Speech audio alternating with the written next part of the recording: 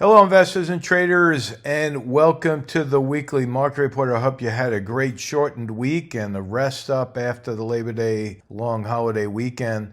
Last Friday, I put out a report basically telling our viewers to brace themselves because this week could be crazy. Well, I think that was an understatement. And I put out a special report this afternoon. It was around midday. First time I've ever done that, where at 11 o'clock, let me zoom in here. I'm looking at the markets here as they're still open.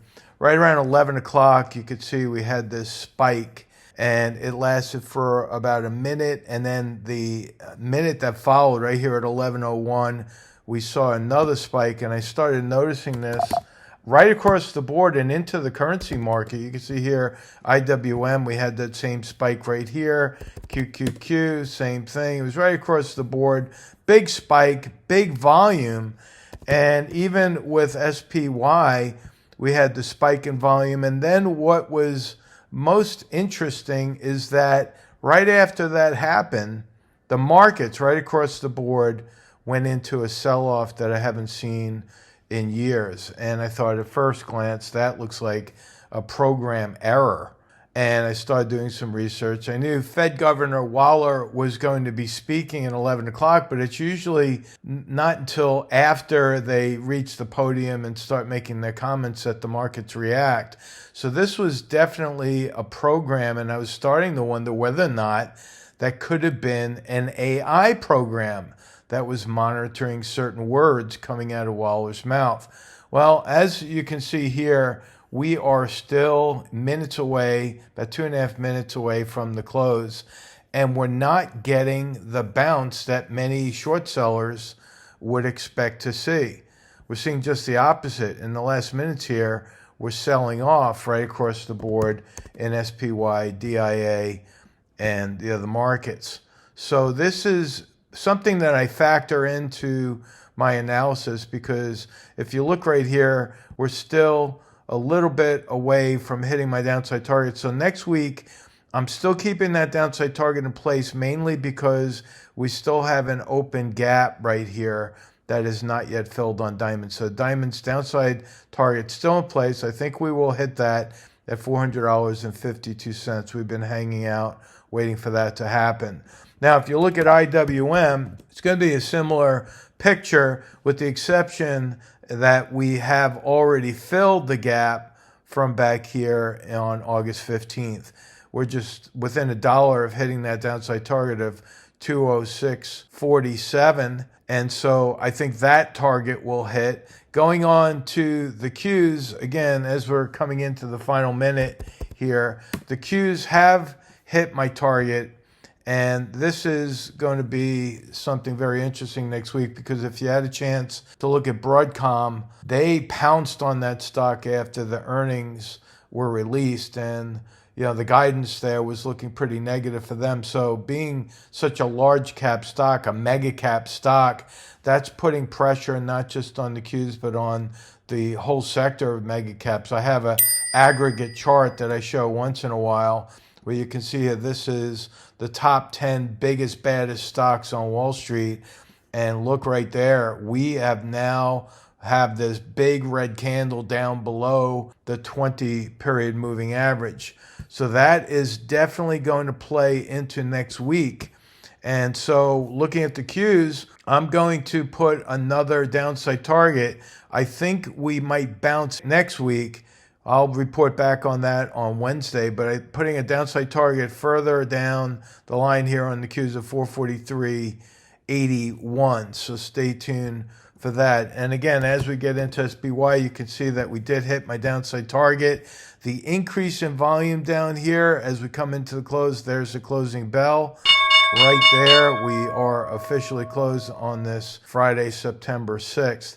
That increase in volume is telling us that the sellers are still motivated. And so I'm going down to this level right here. You can see the high on this candle was 535.73. The low was 536.28. So we have a little bit of a gap down there. Hence the reason why I'm going a little bit further on that to 536.27 on SPY. Now, looking at the VIX, that means that we're most likely going to hit that target. We came within pennies of this target here at 23.89. Today's high was 23.76. So we came within 13 cents of hitting that target right there. And I think we're going to do that. We might even surpass that. So I'm going just a tad higher on the VIX to 26.68. So remember, for the most part, the VIX is inversely related to the S&P. I made mention of that this week during one of our webinars with our members because it's not always inversely related. Sometimes it goes the same way, like what we saw back here the other day. Yesterday, the VIX dropped and the market dropped. That was very unusual that you see that happen. But when it does happen from time to time, there's usually something brewing.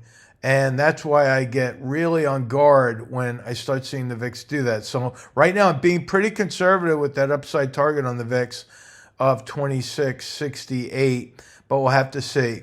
Now, moving right along here, like I said, Fed Governor Waller, he backs the idea of interest rate cuts at the next meeting, and he's open to a larger move. This is what I believe triggered that program from launching all those buy orders across the board. But here's the big but for the Fed. You know, they had disappointing non-farm payroll numbers come out today, not just by a little bit. That's a big miss right there. And as I mentioned a month or so ago, I think Waller came in with the big old Fed put to try to boost the markets up a little bit, and that failed miserably. This is when the Fed tries to get the investors more confidence that, hey, wait a minute, don't sell your stocks yet. We got a rate cut coming. Now, if that happens, and I think it will, we have to find out whether the market believes a 25 basis point cut is going to be enough, or whether or not a 50 basis point cut is going to be enough. I don't think they're going to do a drastic 50 basis point cut. Why? Because I know they know that if they do that, it's going to trigger higher inflation down the road. This is a chart that more or less mirrors what we saw from 1970 to 1979. The red line here is what happened for 4 years after the Fed pivoted. And I alluded to that last week when I started showing the history of what happens to the market after the Fed pivots.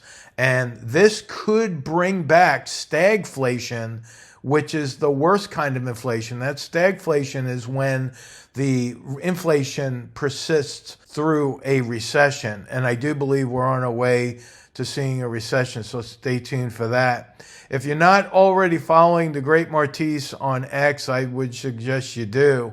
He does a great job putting out these reports, and I'm a big fan of overlays. I've done this many, many times, and this is absolutely incredible when you look at it. Here's the chart going back to the mid to late 1920s and what led up to the great crash of 1929. Now, some people believe the crash was in 1929, as history has reported. Well, here's 1929. What followed 1929 was the worst of the crash. And if you've been listening to me long enough, you'll know about A, B, C, D patterns. Right here was a big fat A right at the very top, went to a lower B, rallied back up to a C, pivoted lower to, guess what, the bottom. And that was just an incredible time in history. But we are repeating that same exact pattern. We're coming out of a megaphone pattern here, which is exactly what happened back here in the late 20s, and we went parabolic. Now, we're starting to see the weakness start to creep in. Again, if the Fed pivots and they lower rates, that could lead to a minimum of 18-month bear market, a minimum. That's what I'm calling. It could last up to 3, possibly 4 years long. Why do I say 4 years and not 3? Because again, if you go back to this chart, you'll see after the Fed pivot, we went into 4 years of massive inflation right here. That's not going to help the economy. And what is a recession? It's a shrinking GDP. If people don't have the money to go spend on products, then consumers are going to pull back. It's what a natural recession is. A depression, like what we saw after the crash of 29, is nothing more than a prolonged recession. We had the Great Recession back in 2009, but I think we're going to see that on steroids. Many of you know what my long-term downside targets are. That's going to be the lows for March 2020. You think we can't reach that? Well, here's the March 2020 lows right here. That's it. I think that's very reasonable to see that. And as I mentioned in my last article with ZeroHedge, investors are not preparing for a crash. I'm trying to get everyone prepared. Listen, you can believe me or not. It's totally up to you. But on a day like today, our members were very happy. We had many folks who were along the SQQQ, which is inversely related to the Qs. One of our members told us he made 82% today. I'm not making income claims here, but we have been preparing our members like crazy. And on days like today, they are very happy. We're not wishing bad things on investors. That's not what we're trying to do. We're just trying to make money when most people are not going to be making money. And it's pretty simple when you think about the strategies that we're using. We're incorporating fairly conservative option strategies that anyone could learn. If you're interested in that, just come on over to StickyTrades and we'll give you a 15-day trial membership so you can plug yourself into some of these rooms and join our webinars and ask questions and watch and see what our members are doing. And they're having a great time. Now, we have been hearing a lot about the jobs reports, right? Well, Jolt came out this week. This is a job opening report. It's a survey that came out. And the job openings are cratering. You can see here from this report that we're at the lowest level since 2021, and it's getting harder and harder for them to manipulate the data. You've heard me use that word, the M word, right? Well, they are manipulating, and it's getting harder and harder to do that because it's getting more transparent, as now with the latest revision on the jobs report of 818,000, it's bringing all eyes on the government departments that are reporting. And there's also talk of the possibility, if Donald Trump gets elected, that Elon Musk is going to head part of his administration that's going to audit the government. Whoa, wow, that's something that's never happened in the history of our country. So it's going to be a very, very interesting time ahead of us. I've told people many times before that I think the crash that we're going to see is going to be shocking. It's going to be more of a black swan event, in my opinion, that is. You can believe it or not, like I said before. But I look at the data, and that's all I'm doing, crunching the data. And right now, credit card defaults are at record levels. This is coming from the Bureau of Economic Analysis. And I've been reporting this every time a new record level has been reached. And here we are. This is a report that's showing that credit card defaults are on record levels. This is what usually leads people into bankruptcy. Now, we're not talking commercial real estate here. We're talking about personal credit card loans that people use that plastic to go shopping. And in many instances, they're doing it to buy gas because they can't afford the gas anymore, buy food to help with their grocery bills, but it's catching up with them and they're defaulting on their credit cards. You know, our record is the best in the world with regard to accuracy. We have an 82% target hit rate here at StickyTrades, and that means that 82% of the stocks that I analyze, and I analyze hundreds of stocks through our rapid fire stock analysis session, where members submit to me their ticker symbols, and I analyze them and I put price targets. This week alone, since Wednesday, over 20% of the targets have already hit, and it's only 2 days since we started putting those targets out. And what I do is I use my trading checklist. This is what I teach everyone, our members and even our guests who are kicking the tires with us. If you want to learn about this trading checklist, just come on over to StickyTrades. You can get a copy of it. You can plug into the webinars, like I said, and learn. If you don't like what you see, then we just part as friends. There is no one from our sales team that's going to call you up to try to get you to stay. If you like it, it's totally up to you. We don't take credit cards, like I've said before again and again. We do not play that game where we take your credit card and then you have to chase us down to cancel. Doesn't work that way. If you like it, you stay. If not, you continue to watch my videos on YouTube and get those for free, for sure. So please subscribe to our channel, like our videos, please comment. That helps the algorithm. It really works quite well. We're pushing over 11,000 subscribers right now. We're moving on to 12,000, and your commentary absolutely helps us get to the main menu. And that's how more people find this. And the more people who look at the charts and follow this trading checklist, the more accurate the signals become, because the masses are reacting to the signals. That's why technical analysis works. It's not self-fulfilling prophecy. It's us, the investor, getting a leg up and getting an advantage over the institutions who are not using charts, and we basically trade the signals. So with that, you have a great weekend, and I'll talk to you on Wednesday. So long.